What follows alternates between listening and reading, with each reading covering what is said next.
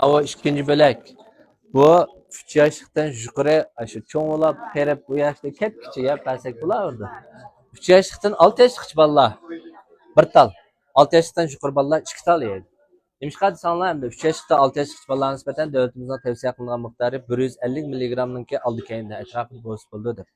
Mava 130 DHA var. Onun başka 130 ARA dedi anası var. Bu mu pek yaxşı narsa. İkisi bir nisbeten şelge vaqtda 3 yaşta aşkan ballığa nisbeten pek yaxşı.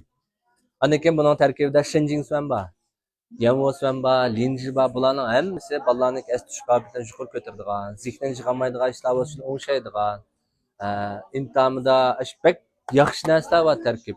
Shu o'qish eshitki mezgillardagi balalarga nisbatan ikkinchi bo'lak qilib chiqargan. Shinjingsuan degan narsa bek no'sh narsa. Butun shu kilometriya davri kirib qolgan bo'lamdi, qamishlik davri kirib qolgan bo'lamdi, shuni tavsiya qildi. Menga nimasi uchun.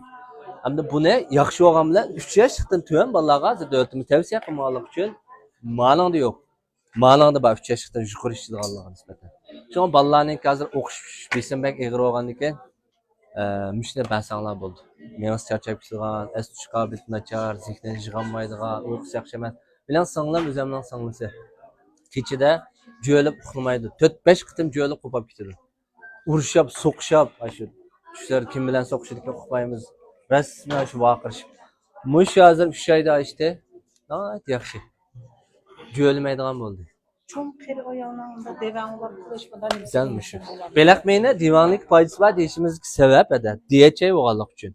Hamda sizlar bu belakmey cho'nglarni ichib turishda qandlik mayni yaxshilagan bilan birga EPA bor, DHA bor, qandlik mayni yaxshilaysizlar, meni quvvatlaysizlar. Mana bu DHA lam qanday may bo'lmay qolsa, mush DHA lam ichib meni quvvatlash uchun, meni saktisi, meni egilash, yashanlik divanlikni oldin olish uchun va shuni yaxshilash uchun mana ishmasan. Soyrum soyretken soruyor. Ha, balim tuvatqanlarım yeydi.